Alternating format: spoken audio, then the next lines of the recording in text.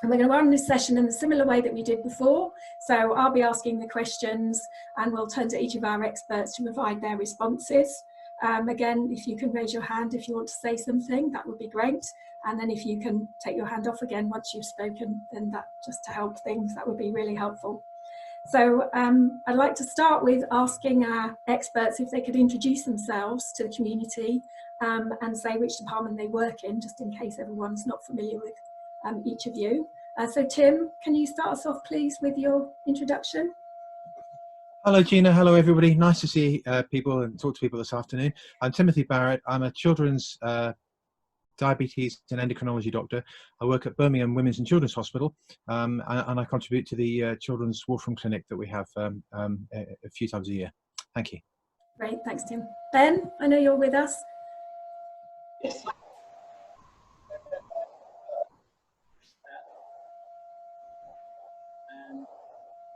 Ben, we're struggling to hear you.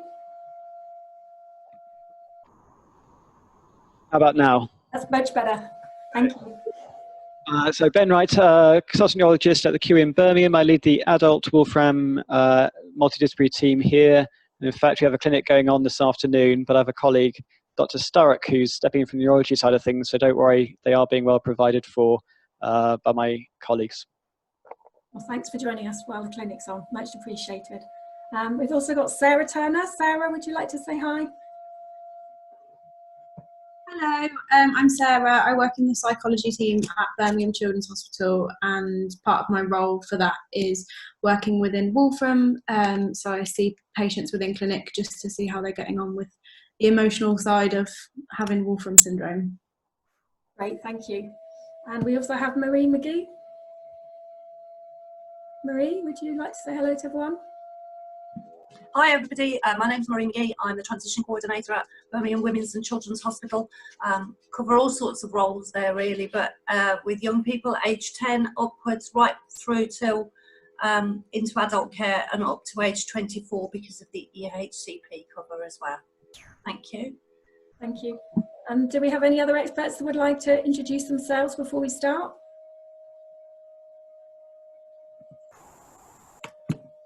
No? Are you losing me? I hope not. Okay, well with that, I've organised the questions into themes.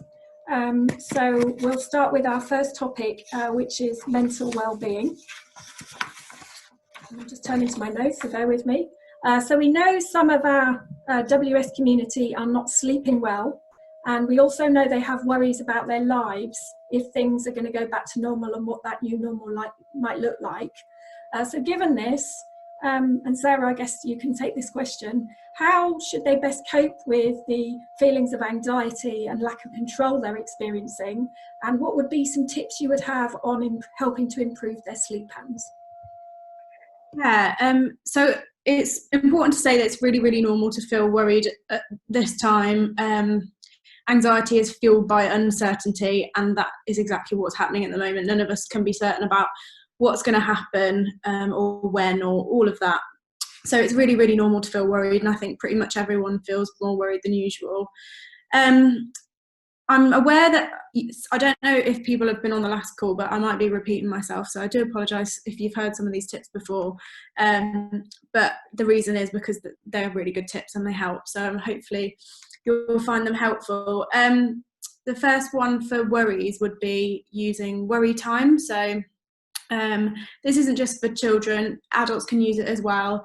The idea basically is that when you notice a worry come into your head, you kind of write it down on a piece of paper or on your phone, and then you try to do something else to forget about it. And then at a time that you've decided, so maybe, I don't know, 6:30 after dinner, you go into a kind of comfy space and you look at your worries. You either kind of look on your phone or look at the slips of paper, and give them the time that they want. So kind of let yourself worry, which sounds really strange, but in a way it means that you have control over when you worry. So instead of it kind of taking over your schoolwork or your work in the day, you're kind of doing it in an allocated time that you have more control over it.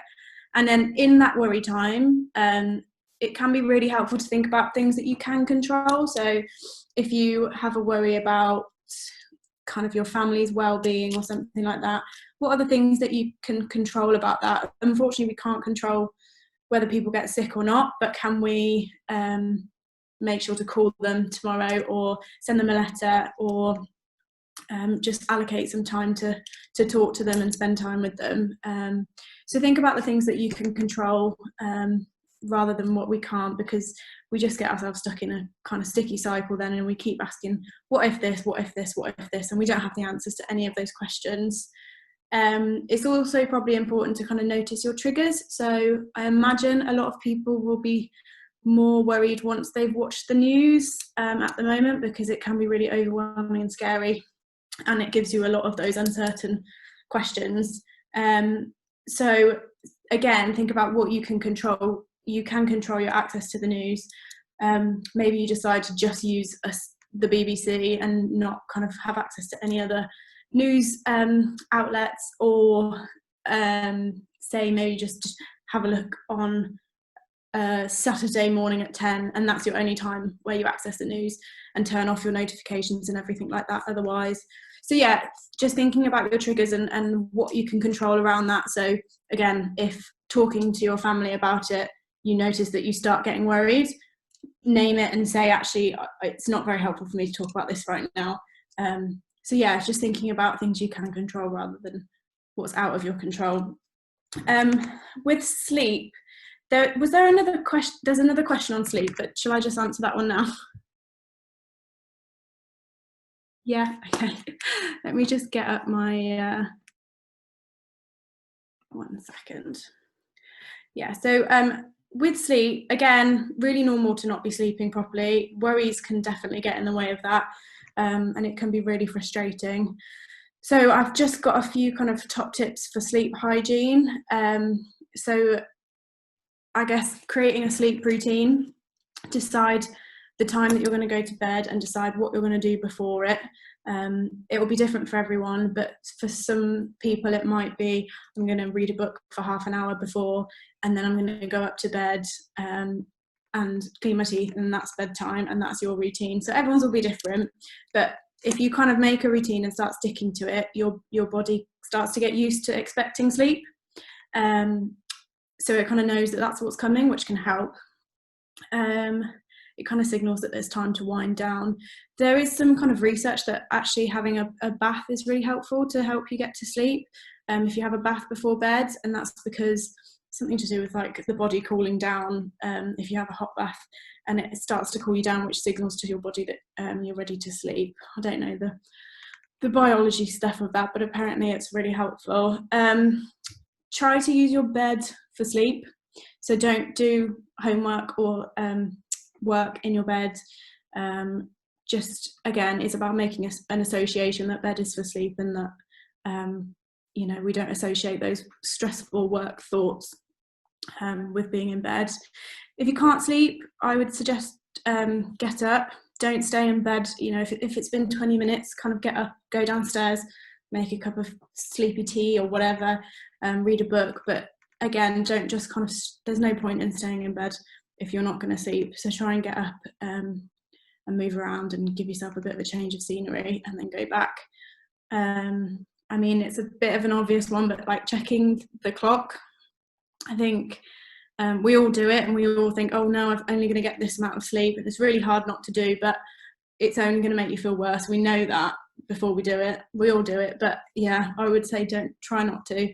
Maybe don't put your phone next to you near bed, and yeah, avoid naps. Again, pretty straightforward, but try not to nap, because then you won't be as tired at bedtimes. And then you could use like a sleep diary to record your sleep and notice what helps and what doesn't. So record that routine that you've written, and then record how you sleep, and then it can kind of give you an idea of what helps and what hinders. And then stuff like about the environment in your bedroom. Is it too light? Can you get a sleeping mask or something? Is it too noisy? Is it too hot or cold? What things might you be able to change in that environment to make it more relaxing for you? And then exercise as well, which is another kind of classic, but it does really help. There's other kind of relaxation techniques if people want to try. There's loads of guided stuff out there on YouTube, like breathing techniques, really simple ones. I mean, one that I can share with you now is, well, let's do this one. The one where you kind of trace your fingers. So you breathe in slowly as you go up, hold it for a little bit, and then breathe slowly out as you go down, and then you go around all your fingers.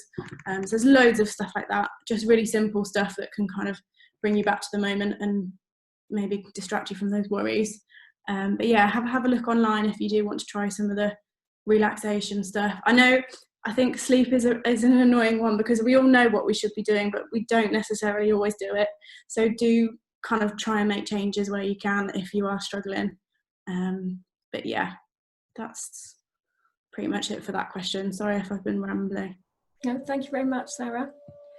So the next question was, somebody's looking for more general advice on how to cope mentally with their WS. Would you have anything else to add from what you've said? No. So yeah, it's quite a broad question. It does depend kind of which bits you struggle with, but again, it's worth saying it's really hard to live with a health condition. It's, you know, you're not alone in that. That's the reason that psychology work within Wolfram syndrome clinic, because it is tricky. Something that might help, I was just thinking what you might mean by struggling to cope, and I wondered if it was something to do with maybe having kind of different abilities to other people and feeling different and having to make lots of adaptations that other people don't have to, which can be quite stressful and frustrating. But we can kind of use that to our advantage as well. So one thing you can do is spend some time and do an exercise where you think about what's important to you as an individual. So in psychology, we call these values. So what are your values? An example might be quality time with family, being creative, learning new things, education, things like that. So what makes you you? What's important to you as a person? And then think about how you can incorporate activities that relate to this into your daily life. So when are you going, if quality time with your family is really important, when are you going to play a board game with your family, and kind of jot it into your diary? And again, as I said, you might have to adapt things. There might be things that you can't do the same as other people. For example, creativity, you might struggle with drawing or writing or whatever if you're limited with your vision. But how can we adapt it? Be creative in how you think about these things. What could you do instead? Could you make up a story and speak it out and record it? So yeah, it can just be really, it's a really nice exercise for anyone, even if you're not struggling at the moment. But it's just nice to kind of ground you and think about what's actually important to me and how am I spending my time? Because it might be that actually you spend a lot of time on things that don't actually feel important. So what kind of things can you jig around and adapt to make sure that you're kind of living a valued life, really? But yeah, it's just a nice little exercise to do. Thank you, Sarah. So the next question, and I've tried to sort of articulate this a bit more based on the conversation I had, but is what are the best ways for WS affected people who are visually impaired to stay connected with their family members during these restrictions that might help improve their mental well-being? The point was made to me that they didn't feel Zoom was offering an advantage because the visually impaired person couldn't actually see, so didn't get the value from that. Yeah, I think again it's being creative, isn't it? Could you, I don't know, record something instead of just doing things a bit differently? Instead of like calling someone, why don't you record yourself telling a story or something and send it to them? Or could you, I don't know, ask someone to write for you and write them a letter? Yeah, I think it is really tricky, and I think the lack of physical touch is really hard as well, especially for people who are visually impaired, because that can be a real source of connection, like you said. But yeah, I think it's being creative. I think try and call as much as you can. I think, yeah, letters, recording things, try and kind of listen out for things that they might enjoy. I don't know, thinking about, like, if you hear a certain story, could you send that to them to listen to? It's about, yeah, I think it's just creating connections in a creative way, but it is really hard.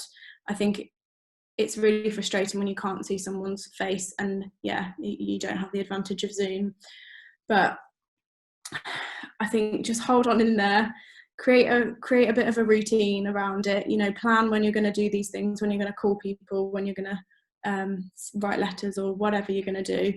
Plan it into your diary and make sure that, again, you're spending enough time on it if it's important to you. Thank you, Sarah. Does anyone else have any comments they'd like to add? Tim, you've raised your hand. Thank you. No, thank you very much, Sarah. That's really, really helpful as well. And this is way outside my area as well, but I'm just conscious that some people have been sending around to stay in touch with their friends via Twitter, a picture a day for a week with no words. The opposite, the alternative to that is a sound a day that means something to them.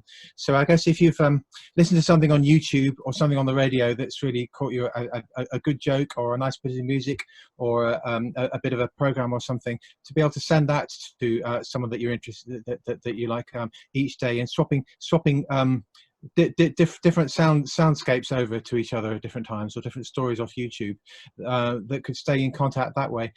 In a way, that's a bit of a game.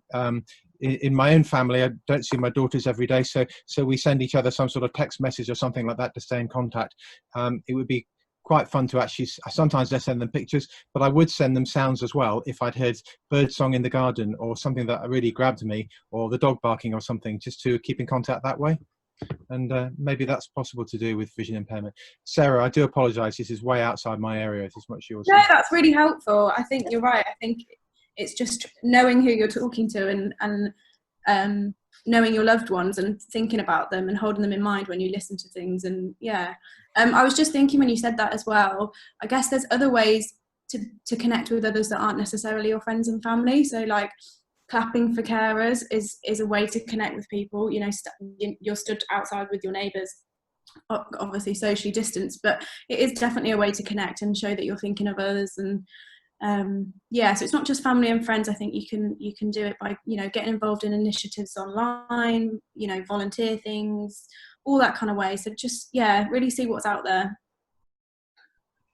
Thank you, Sarah. So now I'm going to move to some questions around exercise, and they do touch on well-being, but we've got 3 questions that are kind of related, so I'm going to ask them all and then get our experts to comment. So the first one was, somebody said that they weren't actually doing a lot of exercise at the moment with the restrictions, and could the experts please advise some ways to exercise and how that might help to improve their mood. And someone else said, could they now exercise outside? Was that safe for them to do so? And somebody else then said, well, if I've had a shielding letter, I can't exercise outside. What exercise could I do indoors? So who would like to take that first? Tim or Sarah? I was going to volunteer Ben, actually. I thought. Ben, yeah.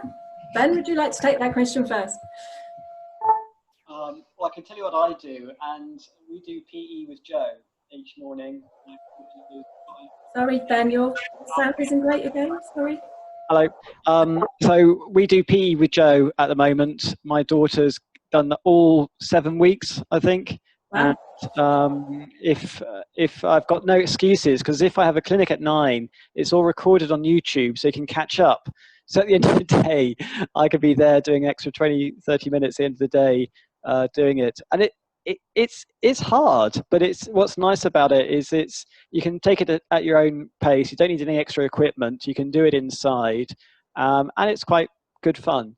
So that's what I do. I think in response to the question about shielding, then yes, you have to take those guidance into account. And unfortunately, in the shielded group, you are under more risk than the vulnerable group, which is where the majority of patients with Wolfram would be, rather than the shielded group. But the shielding group, yes, you have to have even stricter enforcement.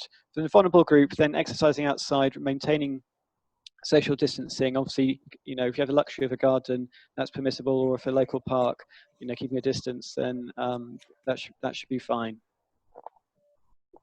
And I think the important point there you said about exercise being fun is by far and away the most important thing. Does anyone else like to add anything else to that? Marie, I can see you've got an actual hand raised. Yes, an actual hand raised. Yeah, I have sent round, and I think they might be on the website now, which Tracy, yeah, she's nodding there. So they're 2 links for audio described exercise programs. They're through British Blind Sport and Blind Alive. So if somebody doesn't have somebody to guide them through exercise, they're really good. The feedback that I've had from a few people using those have been excellent. There seems to be a big surge at the moment. Years ago, little mini trampolines were very popular. The ones that you have inside, and you can actually now get them with a support bar. So if they're called trampettes. In fact, I ordered one, but it turned up with 5 legs instead of 6, so I can't actually use it at the moment. So I'm not a great one to advocate for it. My sister-in-law's got one, and she has some sight difficulties, and she's found it really, really helpful, especially with the bar. That helps for balance on there too. So that's another thing that can be used, and I think it's difficult to keep yourself motivated. The Joe Wicks style programs, we've been doing that here as well, and it's just a mixture of exercise, as Ben says, and there are lots of things on the internet at the moment on YouTube which are great. If people are into dance, there's a chap called Casey Mulhern, a Canadian. Again, I'll send a link. He's very gregarious in his style, but it's really interesting. It's great fun taking part. That was an Ulstrom patient that put me onto that. So I will send some links for further ideas. I think it's quite difficult to keep up the motivation. And the one thing is that it does impact on your mood. I think, Sarah, if you could talk about mood and exercise, would be really important at this stage. Yeah, so I mean, again, it's another thing that I'm sure you've all heard before, but it really is true. Exercise is so good for your mood. It does release endorphins, so it does actually kind of biologically make you feel good after you've done it. And another thing is really with anxiety. So if you're feeling quite anxious, our anxiety is kind of a bodily response to threat, and it starts kind of pumping adrenaline, pumping blood really fast, because your brain is basically telling your body that something bad's going to happen, so it starts to prepare for that. That's called the fight or flight response. I won't go into too much detail, but there's loads of stuff on YouTube if you want to have a look. But because of all that, we've got loads of kind of pent up energy in our body, and we've got adrenaline, blood pumping all around our body, and a really good way to release some of that is to actually exercise and run it off or exercise it off. So yeah, it's usually beneficial. I think it is hard to find motivation, and I know I very much bang on about routine, but it's so important to kind of schedule when you're going to do it, because we all know we never do something if we say, oh, I'll just do it later. We think you need to think of an exact time, what exactly you're going to do, and kind of schedule it into the diary. Set yourself a reminder on Alexa if you need to, but yeah, try and kind of make sure you actually schedule it and decide and plan what you're going to do. And then the other thing I was just going to say is that you can try and find what is fun for you.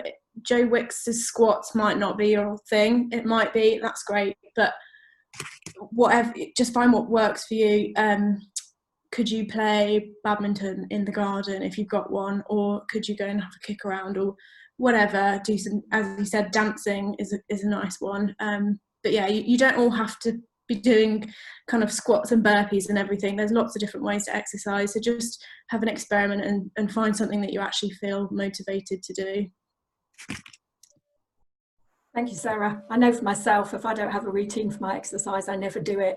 And as well as scheduling a time for my exercise, I also schedule something nice to do afterwards as my reward for doing it. So that helps me. So now the next set of questions are around keeping safe. And maybe, Ben, you could start us off with this next series of questions, as you've touched on it already. And these are topics we talked about before, but I think a recap would be really good. So that's, what does COVID-19 mean for people with WS? How extreme or serious would the virus be for WS people? Are we at high risk, and should we leave the house? And Ben, are you okay to take those? Yes, and there is a person on this video link, I won't identify them if they didn't want to, but who has actually had COVID, and it may be best to get it from a person's perspective. If they want to raise their hand, I'll bring them in. If not, I'll maintain their medical confidence. Oh, Abby's saw. So maybe Abby can describe what her experience has been.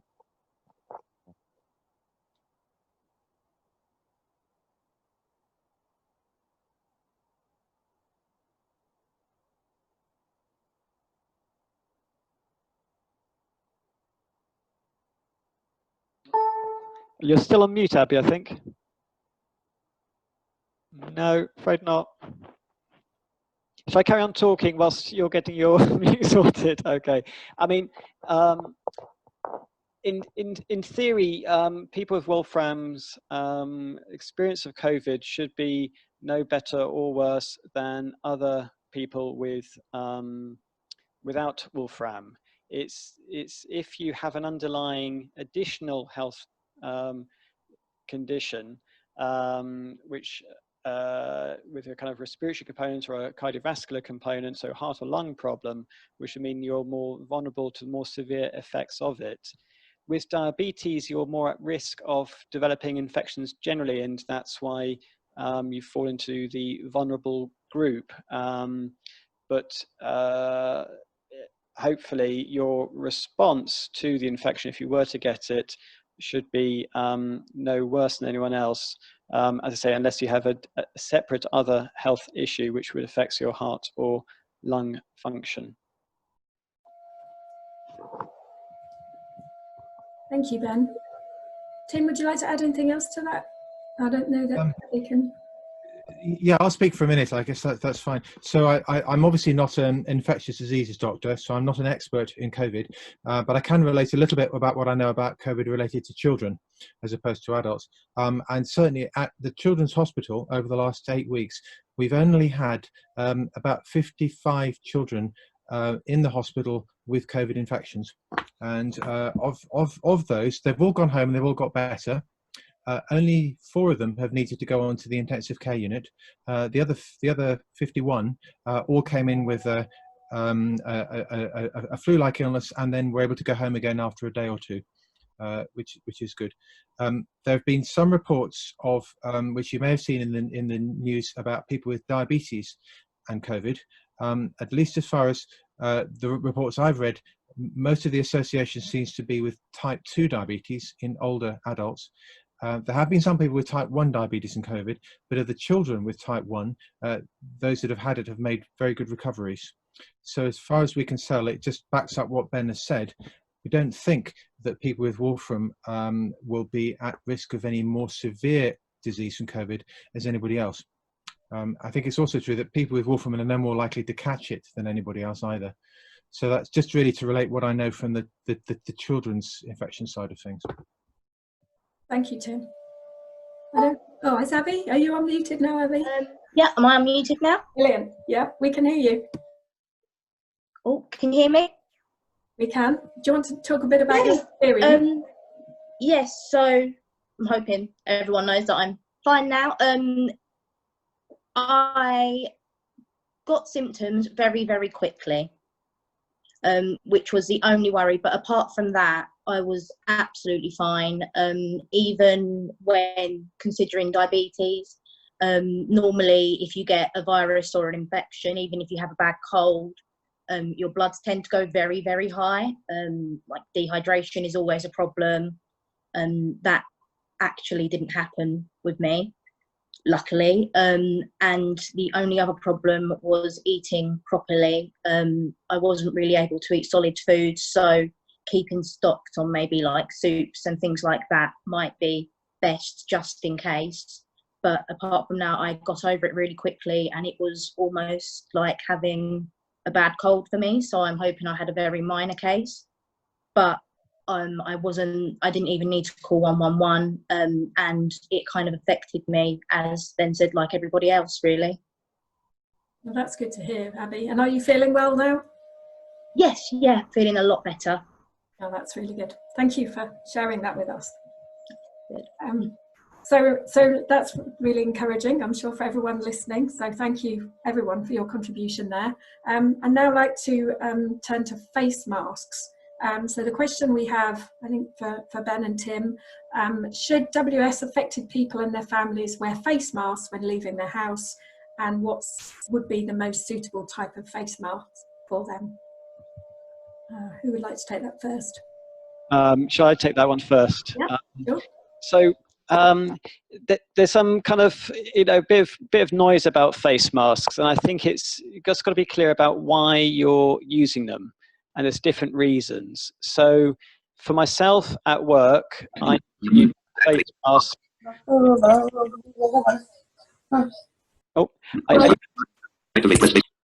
I need to use a face mask in order to protect myself from developing infection from patients who are either known to have the COVID or possibly could get COVID. And patients who are negative for COVID, there's still some precautions you need to make. So depending on the risk, depends on what sort of face mask I use. So if it's patient with COVID, then there's these kind of various regulations. It's a FFP3 mask you need to use.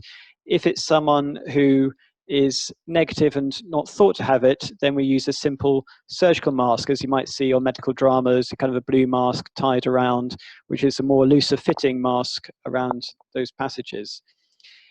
The issue about face masks when you're outside is that's a context. So if you're wanting to give yourself the highest protection necessary from contracting it yourself, in essence, you need to assume everyone's got COVID until proven otherwise, and therefore you need FFP3. However, I'd encourage you not to go out and buy lots of that, because the idea is that's needed by other carer staff in the care homes and the hospitals, and running short on supplies. Now, if you have someone at home with COVID and you're isolating them and you need to get in touch with them, then clearly that would be an indication to use it for that brief amount of time, but rather than generally outside. The issue about wearing face masks outside is really from more of a kind of population health point of view, is trying to prevent spread from yourself to someone else. That's where the benefit comes from. So you have to think of it in that way. So if you're going outside wearing a face mask, you're basically doing as much to protect others rather than to protect yourself. And obviously, there is some thought with kind of the barrier. If someone were to cough in your face, then it would prevent the droplet spread getting into your nasal passages or your mouth. But you shouldn't feel immune going outside with a face mask. Basically, the issue is really about not touching your face, washing your hands often. Wearing rubber gloves outside doesn't help, because you do just tend to touch your face. If you look around this Zoom meeting now, most of us have been touching your face at one point in the past 5-10 minutes subconsciously. So really, if you have got alcohol gel, that's where that comes in, using that frequently. If you're outside, getting in touch, you're going to the shops, in trying to spread that way. And that's going to be much more effective than wearing a face mask. The other issue about face masks, if they do get wet, they need to be washed. And they have a kind of a limited lifespan. The ones we use in a hospital are disposable for that reason, is that it's not efficient to be washing thousands and thousands of face masks every day, so you have to kind of bear that in mind. So there's lots of types of things you can wear. There's ones you can make at home out of a t-shirt, and guides, things like that. And in essence, that's kind of probably as much as you need, as say, unless you were known to be in contact with someone with COVID, which you don't need it for a defined length of time. And in essence, as Abby said, hopefully by the time you realize someone's got it, is actually after a few days, they won't. And the other thing is they've probably been infectious before the symptomatic anyway. So as long as you haven't gone down with it, you're probably going to be okay. So the short-term answer is think about the purpose as to why you're using a face mask. It comes down to perhaps as a personal choice as to what you do, and it's probably it's about your proximity with other people, and it's going to be much more use in a confined space like a lift rather than going outside to a park, which is a well ventilated area anyway. Hope that makes some sense. Thank you, Ben. Tim, does that answer it from your point of view? Yeah. Pretty much. The only additional things I can add is perhaps a couple of practical bits about it. As Ben says, the evidence isn't conclusive at the moment, but increasingly some countries are recommending wearing face masks when going out in public. If you choose that you want to do that, then face masks are available on Amazon, but don't pay too much money because they've inflated the prices on it, so be really careful. Whether or not to go for a paper face mask or a cloth face mask, it's not clear which gives the best protection, but what does seem to be evidence is if you've got several layers of something, so several layers of fleece or cloth seems to prevent more virus particles moving through than just a thin layer. The critical thing, as Ben said, about a face mask is you must wash your hands before you put it on, and once you've put it on, you must try and avoid touching your face. And then you should also wash your hands after you've taken it off as well. If a face mask becomes damp, it needs to be replaced, and it probably should be washed, they say routinely, probably washed after every time that one would use it if one is going out as well. So those are the sorts of practical things around it. Just because you wear a face mask, you mustn't stop social distancing and you mustn't stop washing your hands. So those are the other two key things to bear in mind. Very good points, Tim. Thank you, thank you, Ben. And just to say, we're also joined with Renika. So welcome, Renika. Nice to see you. And please feel free to raise your hand if you'd like to add anything to the points. So the question that followed that, before we leave face masks, was can they be sourced or be provided for patients with Wolfram syndrome? Tracy, would you like to comment on behalf? Yeah, we've already been looking into this at face masks that we can source for our community. So once we have information on this, then obviously we will let you know, and then we can see if we can supply our members with a face mask to just help them feel a little bit more comfortable when they're going outside. As both Ben and Tim said, it's just sort of in busy places, but you must keep up with that social distancing and the hand hygiene. So watch this space, basically. Thanks very much, Tracy. So we've got a question that's come in during the discussion, and I hope I'm reading this and describing this appropriately. So there's a member who's concerned about their son with WS returning to school in June, and are they best to keep him away from school or not? So can I have some input for that, please, from probably Tim, I guess? Well, actually, I was going to suggest Renika simply because her child is closer to school age than my children are nowadays as well. So if it's not too much imposition, Renika, do you want to start, and then I'll try and follow on what I know as well? That would be great. Just to unmute myself. I'm going to apologise because I was doing an email so could you just hello? Can anyone hear me? Can you hear me? We can now. We couldn't earlier. Oh. Okay, sorry. I'm very sorry. I was trying to multitask badly. Could you repeat the question? So the question is, so there is a member on this session that has a son with WS, and they're unsure whether to shield him from school or let him return in June. And it was suggested you would be the best person to answer with okay.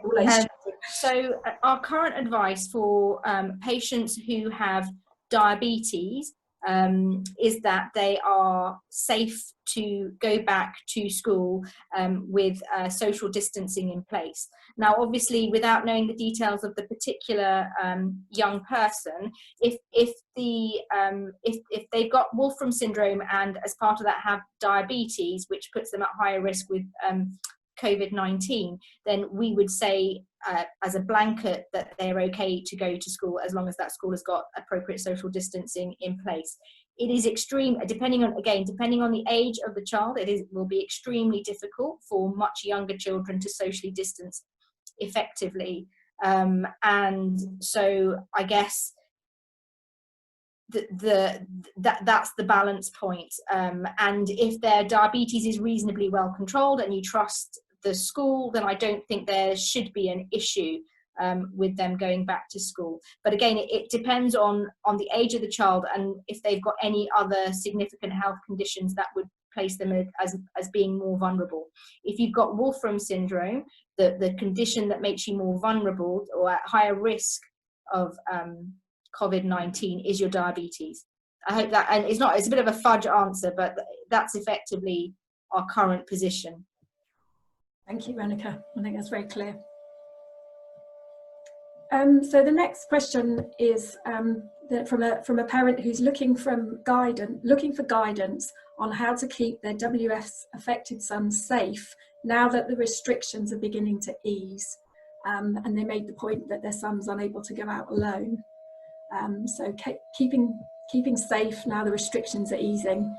Maybe Tim, I don't know whether you want to add anything further to the points that you made earlier about social distancing. I'll try again as well. So it's great going out with somebody else is absolutely grand. So hopefully that they can go out for exercise, maybe going out to do essential shopping or collecting medicine as well. At the moment, we're following the advice given by the government, good or bad, that to maintain social distancing of at least 2 meters apart from other people. So that's hard when you're walking along a pavement, but if you are going out and you're walking in a town or pavement, something like that, and there's people coming towards you with the person you're with, just stand to one side and let them go past. The people I've discovered that give you less room are the joggers, that they'll mow you down on the path if you're not careful. So do go out, try and maintain the 2 meter social distance at the moment, until such time as that government advice changes. You'll have heard that there is some disagreement about what that distance should be. The government is trying to be safe by suggesting 2 meters, and I think we should probably try and stick to that really as far as possible. Gradually, I think garden centres and coffee bars and perhaps pub gardens will be opening over the next few weeks as well. Each of those should have spaces where one can sit and have a cup of coffee with a 2 meter distance from other tables. And if it's getting closer than that, then try and avoid getting closer than that if you possibly can. My personal suggestion is that if you are going out in a town where there are other people around, wearing a face mask might be a good idea in that situation as well. Okay. Thank you, Tim. Does anyone else want to comment? Or no? Yep, Renika. I would completely agree with what Tim says. I think the reality is if you're going outside, for example, to a park or an open space, if a jogger tries to mow you down, a millisecond of being within 2 meters of someone, as long as they're not actively coughing, is safe, and you don't need to worry. I think standing aside, as Tim says, is a really good idea. I think in more crowded situations, it can be very difficult, and again, it depends on the age and the understanding of the young person who you're trying to keep safe, in terms of trying to minimize their risks. So, for example, taking them to I can't think. So taking them to a supermarket actually is probably okay because everyone's pretty good in a supermarket, but taking them to I can't think, a soft play area or something like that may not be such a great thing. So again, it's around working out with each person and also with each activity how easy it will be to keep social distance, and as Tim says, wearing a face mask may be appropriate in some circumstances. Thank you. So the next question is it safe to attend hospital appointments in June/July, and what precautions should be taken into consideration? Who would like to take that? Shall I do it for the kids and Ben does it for the adults? I'll have a go. So as part of my role, I do an injection clinic. So I've seen a dozen patients this morning and tell you what we've done. So we have reduced the clinic size. So there's better flow for patients. They're not left waiting in the waiting room. The waiting room can only hold 4 patients at a time, and otherwise you're told to wait elsewhere in order to maintain social distancing rules. Because of the nature of the work I do, I get close to people's faces.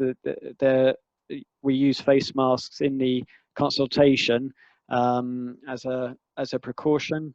And there's lots of hand hygiene station as you come in, so you can wash your hands with Alcatel as you go in and as you leave. And the main Atrium area of the QE is very empty at the moment because basically there are no face-to-face consultations being done here unless absolutely necessary. So the whole experience is actually quite easy to walk through the hospital without actually getting close to anyone. So I think there's have to be aware that there's never going to be zero risk, whether in your own household or outside the household. It's about minimizing risk, and certainly our trust is taking preventative measures to reduce that risk as far as possible.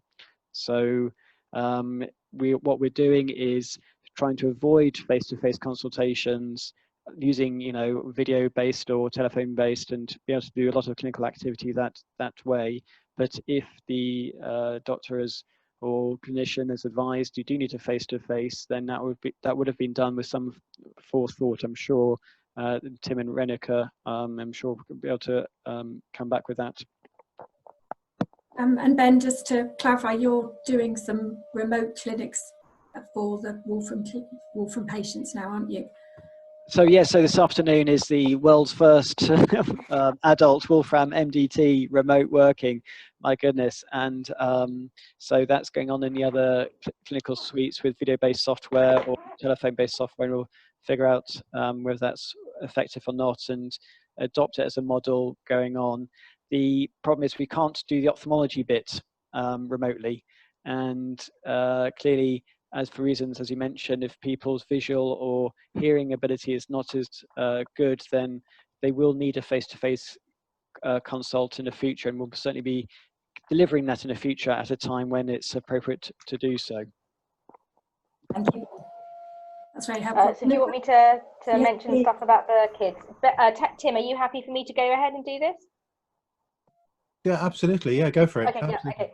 yeah, okay. So in the children's, so in BCH, in the Children's Hospital, we're doing very similar stuff to Ben. So we have a system where we triage patients as to whether or not they need to have a face-to-face appointment or can be seen remotely with potentially blood tests at a later date. So as Ben has said, there's a significant amount of work that has gone into thinking about whether you or your child needs to be seen face to face.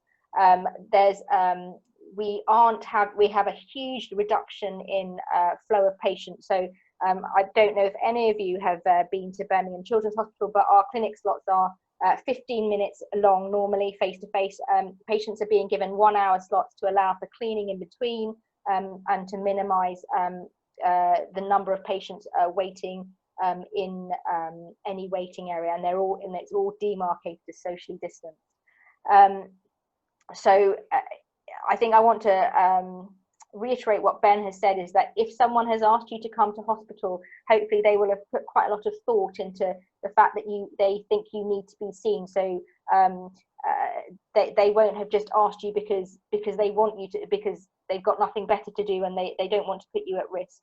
We really have put a huge amount of thought into whether or not someone needs to be seen in a face-to-face clinic, and wherever possible we're trying to do things remotely. So yeah. Thank you. Can I add just one bit, Please. Gina, if that's all right as well? It's worth saying that for most hospitals around the country now, the number of patients with COVID is going down, thankfully. I think we're all very relieved about that. And those patients where there are patients, COVID patients, those hospitals, they're being usually in designated parts of the hospital that are sort of COVID areas. And then most hospitals are being divvied up into non-COVID areas for patients. So if anybody gets asked to visit hospital for this, they would be directed to a non-COVID area, which is going to be safe and kept clean, separate from the other areas. It's also worth saying, at least at the Children's Hospital, that we've been very fortunate that we've only had about 50 or 60 children with COVID admitted over the last 9 weeks. And we've had long periods of time, over weeks at a time, with no COVID patients in the whole hospital. So thinking about the clinic coming up in a couple of weeks' time, certainly the vast majority of the hospital, there are no COVID patients there, and certainly not in the areas where Dr. Diaz is going to be seeing patients with Wolfram syndrome. Thank you very much, Tim, and thank you all of you. Oh, so just wanted to add another. I know there was a question around the Treat Wolfram trial, and this sort of feeds into this. So we're doing a face-to-face Treat Wolfram clinic and remote virtual clinic at the beginning of June. Certainly for the patients who are being seen face-to-face, we're not doing the normal clinic pattern. So the patients are being kept in individual rooms, and the doctors will be washing their hands before they go in to see them and going into that room. So they minimize their walk around or their footprint through the hospital. So that's the other sort of adjustment that we've made in clinic too, for specifically for Wolfram clinic. Thank you. And as we're talking about the trial, Tim, would you be able to comment on what's happening and how that's going to progress going forwards? Yes, absolutely. So since we last met, we've had a data monitoring committee meet. They're the ones who can actually see all the results of the trial, both blinded and unblinded. And we've had a trial steering committee meet as well over that time. What they've both looked at is to have some assurance that we're still able to recruit. So there were 2 young people who were consented in January, February time, or early March anyway, and that we're hoping that people will be able to be recruited to the clinical trial at the Children's Hospital from about June. Depending on how things go on the adult side, perhaps September, but Ben can comment on that further, hopefully. Our international sites in France and Poland now have got all the ethical approvals in place to start recruiting. It's just waiting on the COVID pandemic to stop, or at least to the restrictions to be lifted. And Spain are literally almost there. We've just answered the last questions. We anticipate and we hope that the international sites will be able to be opened as soon as the pandemic restrictions start getting lifted a bit, which is likely to be about this September. We're hoping to complete recruitment by next June of everybody in this trial, and we've been able to do further power calculations to estimate exactly how many young people we need to take part. Excuse me. And although we're hoping for 70 young people across Europe, an acceptable number would be a bit less than that. So I think that gives us a bit more leeway to be able to complete this.